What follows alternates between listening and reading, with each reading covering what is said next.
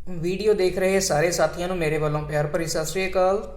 ਅੱਜ ਦੇ ਵੀਡੀਓ ਦੇ ਵਿੱਚ ਅਸੀਂ ਗੱਲ ਕਰਨੀ ਹੈ about pressure enthalpy chart, temperature entropy chart for various conditions of refrigerant ਦੇ ਵਾਸਤੇ ਅਸੀਂ ਕਿਸ ਤਰੀਕੇ ਦੇ ਨਾਲ ਪਲਾਟ ਕਰਦੇ ਹਾਂ।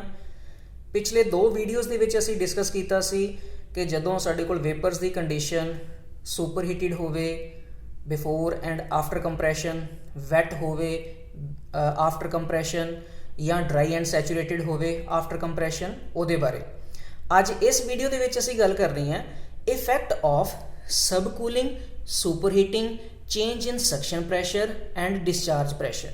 ਕਿ ਸਬ ਕੂਲਿੰਗ ਕੀ ਹੈ, ਇਹਦਾ ਇਫੈਕਟ ਕੀ ਹੋਏਗਾ, ਸੁਪਰ ਹੀਟਿੰਗ ਦਾ ਇਫੈਕਟ ਕੀ ਹੋਏਗਾ, ਸਕਸ਼ਨ ਪ੍ਰੈਸ਼ਰ ਦੇ ਚੇਂਜ ਕਰਨ ਦੇ ਨਾਲ ਸਾਡਾ ਕੀ ਇਫੈਕਟ ਪਏਗਾ, ਉਹਨਾਂ ਦੇ ਅਸੀਂ ਚਾਰਟ ਕਿਸ ਤਰ੍ਹਾਂ ਪਲਾਟ ਕਰਨੇ ਨੇ ਜਾਂ ਉਹਨਾਂ ਦੀ COP ਦੇ ਵਿੱਚ ਸਾਡੇ ਕੋਲ ਕਿਸ ਤਰ੍ਹਾਂ ਦਾ ਚੇਂਜ ਦੇਖਣ ਨੂੰ ਮਿਲੇਗਾ।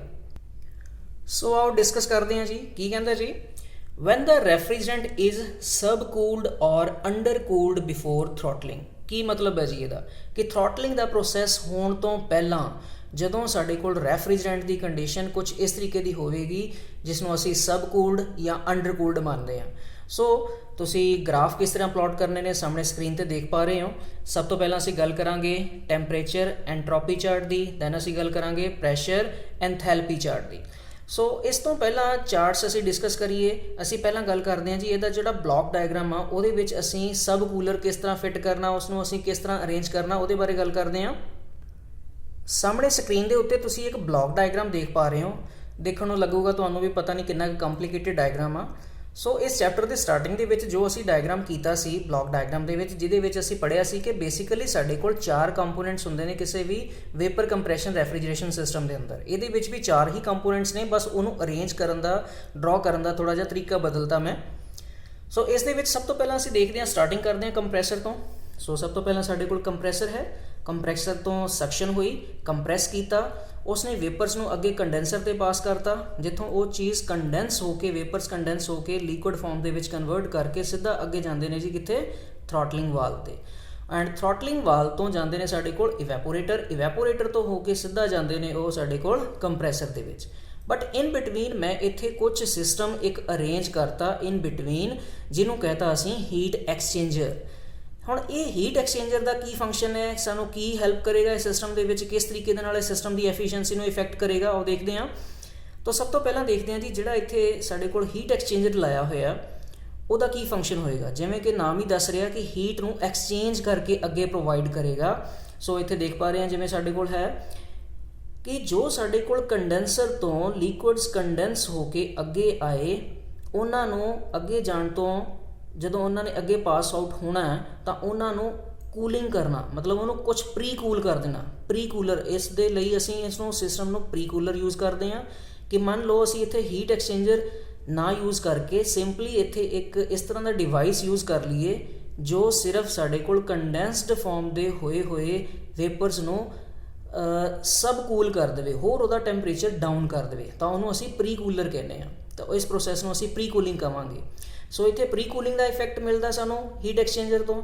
ਦੂਸਰੇ ਪਾਸੇ ਸਾਨੂੰ ਕੋਲ ਇਫੈਕਟ ਮਿਲਦਾ ਸੁਪਰ ਹੀਟਿੰਗ ਦਾ ਇਫੈਕਟ। ਤਾਂ ਸੁਪਰ ਹੀਟਿੰਗ ਦਾ ਇਫੈਕਟ ਕੀ ਹੈ ਕਿ ਜੋ ਸਾਡੇ ਕੋਲ ਇਵੈਪੋਰੇਟਰ ਤੋਂ ਜੋ ਵੇਪਰਸ ਪਾਸ ਆਊਟ ਹੋ ਕੇ ਜਾਂਦੇ ਨੇ ਉਹ ਵੇਪਰਸ ਫਾਰਮ ਦੇ ਵਿੱਚ ਹੁੰਦਾ ਜੋ ਸਾਡਾ ਰੈਫਰੀਜਰੈਂਟ ਹੁੰਦਾ, ਔਰ ਉਸ ਦਾ ਟੈਂਪਰੇਚਰ ਕੀ ਹੋਣਾ, ਅਸੀਂ ਵਧਾਉਣਾ ਹੈ ਇਸ ਜਗ੍ਹਾ 'ਤੇ।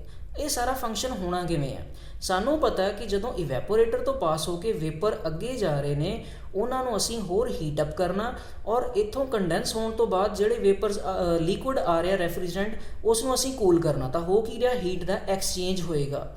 ਇਸ ਜਗ੍ਹਾ ਤੋਂ ਹੀਟ ਜਿਹੜੀ ਹੈ ਉਹ ਸੁਪਰ ਹੀਟਿੰਗ ਦੇ ਪ੍ਰੋਸੈਸ ਦੇ ਥਰੂ ਵੇਪਰਸ ਐਡ ਔਨ ਕਰ ਲੈਣਗੇ ਔਰ ਇਹ ਸੁਪਰ ਹੀਟਡ ਫਾਰਮ ਦੇ ਵਿੱਚ ਅੱਗੇ ਕੰਪਰੈਸਰ ਦੇ ਚਲੇ ਜਾਣਗੇ, ਔਰ ਜੋ ਕੂਲਿੰਗ ਇਫੈਕਟ ਹੋਏਗਾ ਉਹ ਇਸ ਜਗ੍ਹਾ ਤੇ ਰਹਿ ਜਾਏਗਾ ਜੋ ਲਿਕੁਇਡ ਰੈਫਰੀਜਰੈਂਟ ਅਟੇਨ ਕਰ ਲੇਗਾ। ਔਰ ਇਸ ਤਰੀਕੇ ਦੇ ਨਾਲ ਹੀ ਅਸੀਂ ਦੋਨਾਂ ਪ੍ਰੋਸੈਸਿਸ ਨੂੰ 1 ਬਾਏ 1 ਡਿਸਕਸ ਕਰਨਾ। ਪਹਿਲਾਂ ਅਸੀਂ ਗੱਲ ਕਰ ਰਹੇ ਹਾਂ ਪ੍ਰੀ ਕੂਲਿੰਗ ਦੀ, ਅੰਡਰ ਕੂਲਿੰਗ ਦੀ, ਸਬ ਕੂਲਿੰਗ ਦੀ, ਕਿ ਇਹ ਜਿਹੜਾ ਇਫੈਕਟ ਹੈ ਉਹਦਾ ਅਸੀਂ ਕਿਵੇਂ ਕਰਨਾ। ਤਾਂ ਸੋ ਅਸੀਂ ਦੇਖ ਰਹੇ ਹਾਂ ਇਹਨੂੰ ਕਿਸ ਤਰੀਕੇ ਨਾਲ ਅਰੇਂਜ ਕਰਨਾ ਅਸੀਂ ਬਲੌਕ ਡਾਇਗਰਾਮ ਦੇ ਵਿੱਚ, ਔਰ ਇਹਦਾ ਇਫੈਕਟ ਕਿਸ ਤਰੀਕੇ ਦਾ ਹੋਏਗਾ ਕਿ ਇਹ ਸਾਡੇ ਕੋਲ ਟੈਂਪਰੇਚਰ ਘਟਾ ਦੇਗਾ। ਜਿਵੇਂ ਕਿ ਅਸੀਂ ਕੰਡੈਂਸੇਸ਼ਨ ਦੇ ਪ੍ਰੋਸੈਸ ਦੇ ਵਿੱਚ ਦੇਖਿਆ ਸੀ, ਸਾਡਾ ਟੈਂਪਰੇਚਰ ਨਹੀਂ ਘਟਦਾ, ਸਾਡਾ ਟੈਂਪਰੇਚਰ ਕੌਨਸਟੈਂਟ ਰਹਿੰਦਾ। ਸਿਰਫ ਅਸੀਂ ਲੇਟੈਂਟ ਹੀਟ ਨੂੰ ਰਿਮੂਵ ਕਰਾ ਕੇ ਉਹਨਾਂ ਵੇਪਰਸ ਨੂੰ ਅਸੀਂ ਲਿਕੁਇਡ ਦੀ ਫਾਰਮ ਦੇ ਵਿੱਚ ਕਨਵਰਟ ਕਰ ਦਿੰਦੇ ਹਾਂ। ਬਟ ਪ੍ਰੀ ਕੂਲਿੰਗ ਦਾ ਜੋ ਇਫੈਕਟ ਹੈ, ਜੋ ਸਬ ਕੂਲਿੰਗ ਦਾ ਇਫੈਕਟ ਹੈ, ਉਸ ਦਾ जो टैंपरेचर है वो भी घटाएगा और इस जगह ते साडे कोल इवैपोरेशन तो बाद उहदा टैंपरेचर वध जाएगा। तो दोनों तरह के इफैक्ट है। सो आओ पहला गल करते हैं सब कूलिंग के बारे हुण ग्राफ के उत्तों। सब कूलिंग के इफैक्ट को समझाउण दे लई जरूरी नहीं है कि जो इत्थे ग्राफ मैं प्लॉट किया तुसीं भी वही करना। कंडीशनस तुसीं जो प्रायर कंडीशनस ने वो कोई भी ले सकते हो। जिमें कि मैं इत्थे जो प्रायर कंडीशनस लईआं ने, मैं first point dry and saturated condition का ले लिया, सैकेंड पॉइंट मैं सुपर हीटिड कंडीशन का ले लिया और उस तो बाद जिहड़ा प्रोसैस ये हो रहा हुण असीं देखिया कि ये प्रोसैस किदों हो रहा सी ब्लॉक डायग्राम दे विच आफ्टर कंडेंसेशन कि जदों प्रोसैस 2 to 2-3 तो पहुंचिया उस तो बाद असीं ये प्रोसैस नूं शो करना किस तरीके दे नाल शो करांगे। तो सानूं पता कि इत्थे जो साडीआं कॉन्सटेंट प्रैशर लाइनस ने वो किस तरीके नाल प्लॉट होणीआं ने कि लिक्विडस रीजन दे विच ये बिल्कुल टेपरस लाइन दे नाल शो करेगा। सो मेरा जो इत्थे प्रोसैस है 3 to 3 ये मैनूं इत्थे रिप्रजेंट कर रहा सब कूलिंग दा इफैक्ट। तो ये सब कूल्ड रीजन है मेरा इहदे अंदर। सो बाकी दा प्रोसैस मेरा कोई चेंज नहीं है, एज इट इज़ उवें ही जा रहा। 3 to 3 subcooling, then 3 to 4 again मेरा एक्सपेंशन दा प्रोसैस, 4 to 1 मेरा अगेन इवैपोरेशन दा process, 1 to 2 again as it is जिवें असीं पहलां कीता सी कंप्रैशन दा प्रोसैस। और इसे ही चीज़ नूं असीं प्रैशर एंथैल्पी चार्ट दे विच किस तरह रिप्रजेंट करना तुसीं सामने देख पा रहे हो। 1 to 2 कंप्रैशन दा प्रोसैस कोई चेंज नहीं, इस तरह के प्रोसैस असीं पहलां भी देखे सीगे। सैकेंड तो 2- आ गया, 2- to 3- to 3। हुण इत्थे भी जो 3- to 3 का जो प्रोसैस है ये सानूं शो कर रहा सब कूलिंग का रीजन। और इस केस दे विच जो साडीआं प्रैशर लाइनस ने वो साडीआं कॉन्सटेंट प्रैशर लाइनस किस तरीके दे नाल असीं प्लॉट करते हैं, बिल्कुल हॉरिजोंटल फॉर्म दे विच। सो इस तरीके दे नाल असीं इन्हां दोनों केसिस दे विच सब कूलिंग के इफैक्ट नूं शो कर रहे हैं। नैक्सट हुण गल करते हैं कि इहदा इफैक्ट की पिया जे अगर असीं सब कूलिंग ना करते तो उदों की फर्क पैना सी, जे हुण असीं सब कूलिंग कीती है तो हुण की फर्क पएगा। सो तुसीं देख पा रहे हो कि 1 by 1 असीं दोवें ग्राफ दे विच गल करते हैं कि सब तो पहलां जे गल करिए टैंपरेचर एंट्रोपी चार्ट दे विच कि मान लो मैं सब कूलिंग का इफैक्ट नहीं दिंदा तो मेरी सीधी जो लाइन आनी सी प्रोसैस जो मेरा है कंडेंसेशन का 2 to 2- to 3 तो वापस ही आ जानी सी मेरी सीधी इत्थे 4- दे उत्ते। बट इत्थे हुण मेरा की होया जे सब कूलिंग प्रोवाइड की है तो 3- to 3 चलेगी और इत्थों मेरा प्रोसैस होके 4 ते आ रहा। तो इहदा इफैक्ट सीधा डायरैक्टली कित्थे पै रहा, रैफ्रीजरेटिंग इफैक्ट दे उत्ते। तो रैफ्रीजरेटिंग इफैक्ट तुसीं देख सकते हो कि हुण सब कूलिंग का इफैक्ट प्रोवाइड करन ते मेरा इन्ना जो रीजन है जिहड़ा कि मैं काउंट करा अगर 4- EG इन्ना रीजन मेरा वध गया, उन्ना ही इनपुट देण ते मेरी आउटपुट जिहड़ी सी वध गई। और इस नूं इत्थे मैं रिप्रजेंट किया होया हैचिंग दे नाल 4- HF3 इनू नैक्सट कोई भी पॉइंट कह लो से H4- और ये जो रीजन आया इन्ना मेरे को इफैक्ट वधिया होया मैनू मिलिया सेम इनपुट दे उत्ते। नैक्सट है जी एज इट इज़ असी इसका COP कैलकुलेट करना। COP कैलकुलेट करने का मैथड सेम है, फॉर्मूला सेम है, H1 - HF3 H2 - H1। सो इस केस दे विच तुसीं देख पा रहे हो कि वर्क डन बाय द कंप्रैसर की होएगा, H2 - H1 आ जाएगा। नैट रेफ्रिजरेटिंग इफैक्ट है H1 - HF3 आ जाएगा और net refrigerating effect over work done की होएगा साडा COP। सो ये मैंने उम्मीद है कि तुहानू इस सब कूलिंग का जो इफैक्ट है ये चंगी तरह समझ आ गया होएगा। नैक्सट गल करते हैं जी effect of super heating after evaporation कि इवैपोरेशन होने तो बाद असी सुपर हीटिंग का इफैक्ट रिप्रजेंट करना। हुण इहनूं समझ लिया असी ब्लॉक डायग्राम की हैल्प के नाल पिछे ही। सो नाउ ये ग्राफ किवें प्लॉट करने हैं। हुण असी इवैपोरेशन तो बाद जिहड़ा कि असी कंडीशन ऑलरेडी पहला भी एक डिस्कस की सी, पर उत्थे इफैक्ट का इन्ना असी डिस्कस नहीं सी कीता कि इहदा इफैक्ट की पएगा कि बिफोर जो कंप्रैशन असी सुपर हीटिंग करांगे। सो इत्थे देखते हैं कि जो असी बिफोर कंप्रैशन सुपर हीटिंग की उन्होंने किवें रिप्रजेंट करना है। 1 पॉइंट मेरा चलेगा सुपर हीटेड रीजन दे विच, सैकेंड पॉइंट भी मेरा सुपर हीटेड रीजन च आ जाएगा क्योंकि 1 to 2 जी प्रोसैस है किहड़ी प्रोसैस है आइसेंट्रोपिक प्रोसैस। और दो साडे कोल प्रैशर लाइनस ने इस जगह के उत्ते, एक प्रैशर लाइन ये है कॉन्सटेंट प्रैशर लाइन, दूसरी प्रैशर लाइन साडी कोल ये है और इनू असी कंडेंसेशन प्रैशर कहता, इनू असी इवैपोरेटर प्रैशर कहता। इन्हां दोवां लाइनस के इन बिटवीन ही हुण असी काम करना सारा एज इट इज़ जिवें तुसीं आ देख रहे हो सारा ग्राफ प्लॉट होया होया। ਸੋ ਇਸ ਕੇਸ ਦੇ ਵਿੱਚ ਹੁਣ ਦੇਖਦੇ ਹਾਂ ਕਿ ਇਹ ਸਾਡਾ ਗ੍ਰਾਫ ਇਸ ਤਰੀਕੇ ਨਾਲ ਹੀ ਪਲਾਟ ਹੋਣਾ 1 dash two 1 1 to 2 2 to 2 double dash and 2 double dash two 3 ਸਾਡੇ ਕੋਲ ਕੰਡੈਂਸੇਸ਼ਨ। ਇਸ ਜਗ੍ਹਾ ਤੇ ਆ ਸਾਰੀ ਮੇਰੀ ਪ੍ਰੋਸੈਸ ਹੋ ਰਹੀ ਸੀ 1 to 2 compression 2 to 2 double dash two 3 ਇਹ ਸਾਰਾ ਮੇਰਾ ਕੰਡੈਂਸੇਸ਼ਨ ਦਾ ਪ੍ਰੋਸੈਸ ਸੀ। 3 to 4 ਮੇਰੇ ਕੋਲ ਆ ਰਿਹਾ ਐਕਸਪੈਂਸ਼ਨ 4 to 1 ਮੇਰਾ ਆ ਰਿਹਾ ਸੌਰੀ ਹਾਂਜੀ 4 to 1 ਡੈਸ਼ ਐਂਡ 1 ਇਹ ਮੇਰੇ ਕੋਲ ਆ ਰਿਹਾ ਇਵੈਪੋਰੇਸ਼ਨ ਦਾ ਪ੍ਰੋਸੈਸ। ਔਰ ਜਿਹਦੇ ਵਿੱਚ ਸਾਡੇ ਕੋਲ ਕੁਛ ਨਾ ਕੁਛ ਚੇਂਜਸ ਇਸ ਤਰੀਕੇ ਦੇ ਆ ਗਏ ਕਿ 1 ਡੈਸ਼ ਟੂ ਹੁਣ 1 ਸਾਡੇ ਕੋਲ ਸੁਪਰ ਹੀਟਡ ਰੀਜਨ ਦੇ ਵਿੱਚ ਹੈ 2 ਡਬਲ ਡੈਸ਼ ਟੂ 2 ਇਹ ਸਾਡੇ ਕੋਲ ਸੁਪਰ ਹੀਟਡ ਰੀਜਨ ਦੇ ਵਿੱਚ ਪੋਰਸ਼ਨ ਸ਼ੋ ਹੋ ਰਿਹਾ। ਔਰ ਇਸੇ ਚੀਜ਼ ਨੂੰ ਹੀ ਅਸੀਂ ਰਿਪਰੈਜ਼ੈਂਟ ਕਰਦੇ ਹਾਂ ਪ੍ਰੈਸ਼ਰ ਐਂਥੈਲਪੀ ਚਾਰਟ ਦੇ ਕੇਸ ਦੇ ਵਿੱਚ ਕੁਛ ਇਸ ਤਰੀਕੇ ਦੇ ਨਾਲ, ਜਿਵੇਂ ਕਿ ਤੁਸੀਂ ਦੇਖ ਪਾ ਰਹੇ ਹੋ ਕਿ ਸਾਡੇ ਕੋਲ 1 dash two 1 then 2 2 to 2 dash and 2 double dash then 3 ਇਹ ਕੰਡੈਂਸੇਸ਼ਨ ਦਾ ਪ੍ਰੋਸੈਸ ਹੈ। then ਫਿਰ ਸਾਡੇ ਕੋਲ ਐਕਸਪੈਂਸ਼ਨ ਆ ਗਈ ਇਵੈਪੋਰੇਸ਼ਨ ਦਾ ਪ੍ਰੋਸੈਸ ਹੈ। ਹੁਣ ਇੱਥੇ ਦੇਖਦੇ ਹਾਂ ਕਿ ਇਹਦਾ ਇਫੈਕਟ ਕੀ ਪਿਆ, ਸੁਪਰ ਹੀਟਿੰਗ ਦਾ ਇਫੈਕਟ ਕੀ ਹੋਇਆ। ਹੁਣ ਦੇਖਦੇ ਹਾਂ ਜੀ ਇਸ ਜਗ੍ਹਾ ਦੇ ਉੱਤੇ ਮੰਨ ਲਓ ਅਸੀਂ ਸੁਪਰ ਹੀਟਿੰਗ ਨਹੀਂ ਕਰਦੇ ਤਾਂ ਸਾਡੇ ਕੋਲ ਜੋ ਕੰਪਰੈਸਰ ਦਾ ਵਰਕ ਡਨ ਸੀ ਫਰੋਮ 1 ਡੈਸ਼ ਟੂ 2 ਡੈਸ਼ ਉਹਦੇ ਵਿੱਚ ਕੋਈ ਚੇਂਜ ਨਹੀਂ ਆ, ਸੇਮ ਪ੍ਰੈਸ਼ਰ ਲਾਈਨਸ ਦੇ ਵਿੱਚ ਹੀ ਵਰਕਆਊਟ ਕਰ ਰਿਹਾ। ਸੋ ਉੱਥੇ ਕੋਈ ਫਰਕ ਨਹੀਂ ਪੈਣਾ। ਸਿਰਫ ਫਰਕ ਕਿੱਥੇ ਪਏਗਾ ਕਿ ਜਦੋਂ ਅਸੀਂ ਉਸ ਚੀਜ਼ ਦਾ ਸੁਪਰ ਹੀਟਿੰਗ ਦਾ ਜੋ ਟੈਂਪਰੇਚਰ ਹੈ ਉਹ ਵਧਾ ਦਿੱਤਾ, ਬਿਫੋਰ ਕੰਪਰੈਸ਼ਨ ਅਸੀਂ ਸੁਪਰ ਹੀਟਡ ਕੰਡੀਸ਼ਨ ਲੈ ਲਈਆਂ ਤਾਂ ਸਾਡਾ 1 ਡੈਸ਼ ਪੁਆਇੰਟ ਸ਼ਿਫਟ ਹੋ ਕੇ 1 ਤੇ ਚਲਾ ਗਿਆ ਔਰ ਸਾਡਾ ਇੰਨਾ ਰੈਫਰੀਜਰੇਟਿੰਗ ਏਰੀਆ ਫਿਰ ਵੱਧ ਗਿਆ। ਕਹਿਣ ਦਾ ਮਤਲਬ ਅਗਰ ਅਸੀਂ ਸਬ ਕੂਲਿੰਗ ਕਰ ਲਈਏ ਜਾਂ ਸੁਪਰ ਹੀਟਿੰਗ ਕਰ ਲਈਏ ਸੇਮ ਇਨਪੁਟ ਤੇ ਸਾਡਾ ਆਊਟਪੁੱਟ ਵੱਧ ਜਾਂਦਾ। ਠੀਕ ਹੈ ਜੀ। ਨੈਕਸਟ ਗੱਲ ਕਰਦੇ ਹਾਂ ਜੀ ਇਹਦੇ ਫਾਰਮੂਲੇ ਦੇ ਵਿੱਚ ਕੀ ਚੇਂਜ ਆਏਗਾ। ਫਾਰਮੂਲੇ ਦੇ ਵਿੱਚ ਕੋਈ ਵੀ ਚੇਂਜ ਨਹੀਂ ਹੈ, ਤੁਸੀਂ ਸਾਹਮਣੇ ਸਕਰੀਨ ਤੇ ਦੇਖ ਪਾ ਰਹੇ ਹੋ। COP the formula as it is ਸਾਡੇ ਕੋਲ ਸੇਮ ਹੈ N/W H1 minus H4 upon H2 minus H1 ਕੋਈ ਫਰਕ ਨਹੀਂ ਆ, same as it is calculation ਕਰਨੀਆਂ ਨੇ। ਨੈਕਸਟ ਇਸ ਕੇਸ ਦੇ ਵਿੱਚ ਵੀ ਅਸੀਂ ਹੁਣ ਦੇਖਿਆ ਜੀ ਸਾਡਾ ਰੈਫਰੀਜਰੇਟਿੰਗ ਇਫੈਕਟ ਵੱਧ ਗਿਆ, ਵਰਕ ਡਨ ਸਾਡਾ ਕੌਨਸਟੈਂਟ ਹੈ, COP ਸਾਡੀ ਵਧੇਗੀ।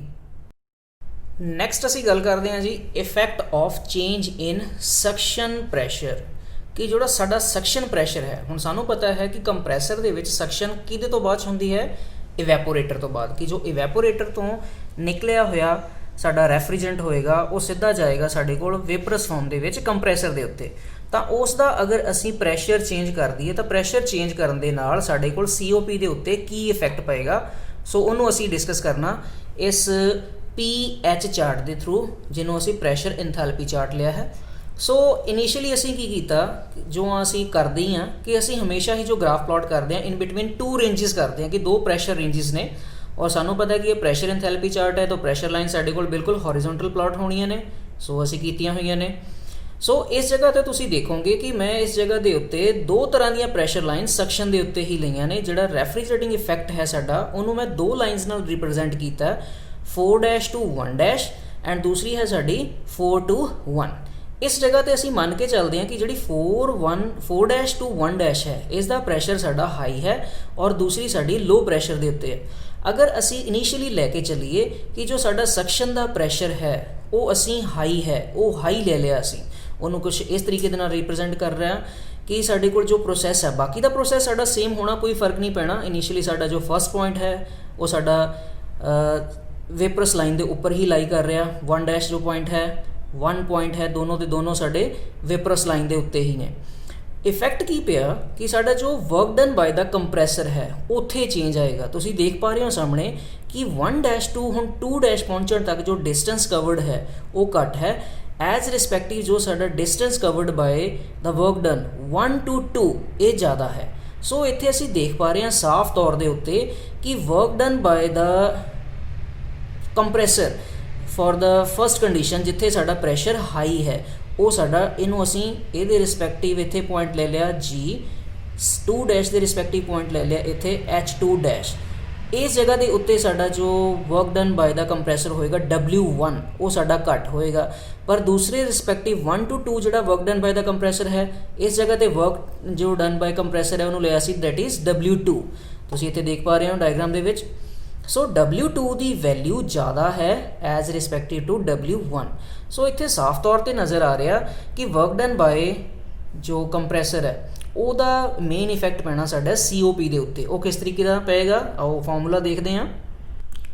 ਔਰ ਸਾਨੂੰ ਪਤਾ ਹੈ ਕਿ COP ਦਾ ਜੋ ਫਾਰਮੂਲਾ ਅਸੀਂ ਲੈ ਕੇ ਚੱਲਦੇ ਹਾਂ ਉਹ ਕੁਝ ਇਸ ਤਰੀਕੇ ਦਾ ਹੁੰਦਾ, net refrigerating effect divided by work done by the compressor. ਹੁਣ ਇਸ ਕੇਸ ਦੇ ਵਿੱਚ ਜਿਹੜਾ ਅਸੀਂ ਕੰਡੀਸ਼ਨ ਲਈ ਆ ਇਵੈਪੋਰੇਟਰ ਪ੍ਰੈਸ਼ਰ ਇਜ਼ ਹਾਈ, ਕਿ ਅਗਰ ਅਸੀਂ ਪ੍ਰੈਸ਼ਰ ਨੂੰ ਹਾਈ ਲੈ ਲਈਏ, ਹਾਈ ਮਤਲਬ ਇੱਥੇ 4' to 1' ਇਹ ਪ੍ਰੈਸ਼ਰ ਲਾਈਨ ਦੇ ਉੱਤੇ ਅਸੀਂ ਕੰਮ ਕਰ ਰਹੇ ਹਾਂ, ਇਹਦੇ ਰਿਸਪੈਕਟਿਵ ਜੋ ਸਾਡਾ work done by the compressor ਆਏਗਾ H2' minus H1'। ਸੋ ਇੱਥੇ ਅਸੀਂ ਆਹ ਚੀਜ਼ ਨੋਟ ਕਰ ਲਈ, work done by the compressor ਉਹ ਸਾਡਾ ਘੱਟ ਹੋਏਗਾ। ਔਰ ਦੂਸਰੇ ਕੇਸ ਦੇ ਵਿੱਚ ਸਾਡੀ ਜੋ COP ਦੀ ਵੈਲਿਊ ਹੋਏਗੀ, ਜੋ ਸਾਡਾ ਰੈਫਰੀਜਰੇਟਿੰਗ ਇਫੈਕਟ ਹੋਏਗਾ ਉਹ ਸਾਡਾ ਜ਼ਿਆਦਾ ਹੋਏਗਾ। ਔਰ ਇਸ ਦੇ ਰਿਸਪੈਕਟਿਵ ਜੋ ਸਾਡਾ ਵਰਕ ਡਨ ਬਾय ਰੈਫਰੀਜਰੇਟਿੰਗ ਇਫੈਕਟ ਹੋਏਗਾ ਉਹ ਸਾਡਾ ਇੱਥੇ ਰਿਪਰੈਜ਼ੈਂਟ ਹੋ ਰਿਹਾ E ਤੋਂ ਲੈ ਕੇ G ਤੱਕ ਦਾ ਏਰੀਆ। ਔਰ ਇਹ ਏਰੀਆ ਹੁਣ ਤੁਸੀਂ ਇੱਥੇ ਦੇਖ ਰਹੇ ਹੋ, ਦੋ ਲਾਈਨਾਂ ਇੱਥੇ ਰਿਪਰੈਜ਼ੈਂਟ ਕੀਤੀਆਂ, ਇੱਕ ਰੈੱਡ ਹੈ ਇੱਕ ਬਲੂ ਹੈ। ਔਰ ਰੈੱਡ ਲਾਈਨ ਮੇਰੇ ਕੋਲ ਹੈ ਡਾਊਨ ਵਾਲੇ ਪ੍ਰੈਸ਼ਰ ਲਾਈਨ ਦੀ, ਔਰ ਜੋ ਬਲੂ ਲਾਈਨ ਹੈ ਉਹ ਰਿਪਰੈਜ਼ੈਂਟ ਕਰ ਰਹੀ ਹੈ ਮੇਰੀ ਹਾਇਰ ਪ੍ਰੈਸ਼ਰ ਲਾਈਨ ਦੀ। ਸੋ ਇਸ ਕੇਸ ਦੇ ਵਿੱਚ ਦੇਖ ਰਹੇ ਹਾਂ ਕਿ ਆਹ ਵਾਲਾ ਇੰਨਾ ਜੋ ਡਿਫਰੈਂਸ ਆਇਆ ਇਹ ਚੇਂਜ ਇਨ ਪ੍ਰੈਸ਼ਰ ਕਰਕੇ ਹੀ ਆ ਰਿਹਾ, ਇੰਨਾ ਮੇਰਾ ਚੇਂਜ ਜੋ ਰੈਫਰੀਜਰੇਟਿੰਗ ਇਫੈਕਟ ਦੇ ਵਿੱਚ ਆਏਗਾ। ਇੱਕ ਤਾਂ ਇਫੈਕਟ ਦੇਖੋ ਇੱਥੇ ਹੁਣ ਕੀ ਪਿਆ ਕਿ ਸਾਡਾ ਜੋ work done by the compressor ਸੀ ਉਹ ਘਟ ਗਿਆ, ਰੈਫਰੀਜਰੇਟਿੰਗ ਇਫੈਕਟ ਸਾਡਾ ਵੱਧ ਗਿਆ। ਸੋ COP ਵੀ ਸਾਡੀ ਕੀ ਹੋਏਗੀ, ਵਧੇਗੀ। ਇਹਦੇ ਰਿਸਪੈਕਟਿਵ ਅਗਰ ਅਸੀਂ ਹੁਣ ਗੱਲ ਕਰ ਰਹੀਏ ਕਿ ਅਸੀਂ ਜੋ ਸਕਸ਼ਨ ਪ੍ਰੈਸ਼ਰ ਹੈ ਉਸ ਨੂੰ ਅਸੀਂ ਘਟਾਤਾ, ਘਟਾਉਣ ਦਾ ਮਤਲਬ ਕੀ ਹੈ ਕਿ ਇਸ ਜਗ੍ਹਾ ਤੇ ਹੁਣ ਅਸੀਂ ਗੱਲ ਕਰ ਰਹੇ ਹਾਂ ਕਿ ਹੁਣ ਸਾਡੇ ਕੋਲ ਵਰਕਿੰਗ ਆ ਰਹੀ ਹੈ 4 to 1 ਦੇ ਉੱਤੇ, ਔਰ ਇਸ ਜਗ੍ਹਾ ਤੇ ਅਸੀਂ ਦੇਖ ਰਹੇ ਹਾਂ work done by the compressor ਸਾਡਾ ਜ਼ਿਆਦਾ ਹੈ, ਤਾਂ work done by the compressor is more from process 1 to 2 ਜਿਹੜਾ ਹੈ H2 minus H1। ਔਰ ਰੈਫਰੀਜਰੇਟਿੰਗ ਇਫੈਕਟ ਸਾਡਾ ਕੀ ਹੋਏਗਾ, ਘਟ ਜਾਏਗਾ। ਜਿਵੇਂ ਅਸੀਂ ਹੁਣੀ ਉੱਤੇ ਦੇਖਿਆ ਕਿ ਇਸ ਜਗ੍ਹਾ ਤੇ ਸਾਡੇ ਕੋਲ ਜੋ ਏਰੀਆ ਘਟਿਆ ਸੀ ਇਨ ਬਿਟਵੀਨ ਦਾ ਲਾਈਨਸ, ਦੋਨੋਂ ਰੈੱਡ ਲਾਈਨਸ ਦੇ ਇਨ ਬਿਟਵੀਨ 1 ਤੋਂ ਲੈ ਕੇ 4 ਤੱਕ, 1 point to 4 point ਦੇ ਇਨ ਬਿਟਵੀਨ। ਸੋ ਇਹ ਏਰੀਆ ਸਾਡਾ ਘਟ ਗਿਆ। ਸੋ ਅਲਟੀਮੇਟਲੀ COP ਸਾਡੀ ਜਿਹੜੀ ਹੈ ਉਹ ਘਟ ਜਾਏਗੀ। ਸੋ ਇੱਥੇ ਅਸੀਂ ਰਿਪਰੈਜ਼ੈਂਟ ਵੀ ਕੀਤਾ ਹੋਇਆ, ਤਾਂ ਇੱਥੇ ਹੁਣ ਸਾਫ਼ ਤੌਰ 'ਤੇ ਨਜ਼ਰ ਆ ਰਿਹਾ ਸਾਡੇ ਕੋਲ ਕਿ ਇਵੈਪੋਰੇਟਰ ਦਾ ਜੋ ਪ੍ਰੈਸ਼ਰ ਹੈ ਜਿਹਨੂੰ ਅਸੀਂ ਸਕਸ਼ਨ ਪ੍ਰੈਸ਼ਰ ਕਿਹਾ ਹੈ, ਸਕਸ਼ਨ ਪ੍ਰੈਸ਼ਰ ਦੇ ਵਧਾਉਣ ਨਾਲ ਸਾਡੀ COP ਵੱਧਦੀ ਹੈ ਔਰ ਸਕਸ਼ਨ ਪ੍ਰੈਸ਼ਰ ਦੇ ਘਟਾਉਣ ਨਾਲ ਸਾਡੀ COP ਘਟਦੀ ਹੈ।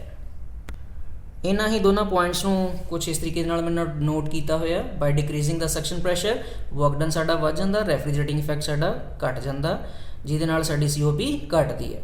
ਬਾਈ ਇਨਕਰੀਜ਼ਿੰਗ ਦਾ ਸਕਸ਼ਨ ਪ੍ਰੈਸ਼ਰ ਵਰਕ ਡਨ ਸਾਡਾ ਘਟ ਜਾਂਦਾ, ਰੈਫਰੀਜਰੇਟਿੰਗ ਇਫੈਕਟ ਵੱਧ ਜਾਂਦਾ ਔਰ COP ਸਾਡੀ ਵੱਧ ਜਾਂਦੀ ਹੈ। ਨੈਕਸਟ ਅਸੀਂ ਗੱਲ ਕਰਾਂਗੇ about effect of change in delivery ਔਰ ਡਿਸਚਾਰਜ ਪ੍ਰੈਸ਼ਰ, ਕਿ ਹੁਣ ਡਿਲੀਵਰੀ ਦੇ ਵਕਤ ਅਸੀਂ ਅਗਰ ਪ੍ਰੈਸ਼ਰ ਨੂੰ ਚੇਂਜ ਕਰ ਦਈਏ ਤਾਂ ਉਹਦਾ ਕੀ ਇਫੈਕਟ ਪਏਗਾ। ਸੇਮ ਅਸੀਂ ਰਿਪਰੈਜ਼ੈਂਟ ਕੀਤਾ ਹੈ ਪ੍ਰੈਸ਼ਰ ਇਨਥੈਲਪੀ ਚਾਰਟ ਦੇ ਉੱਤੇ।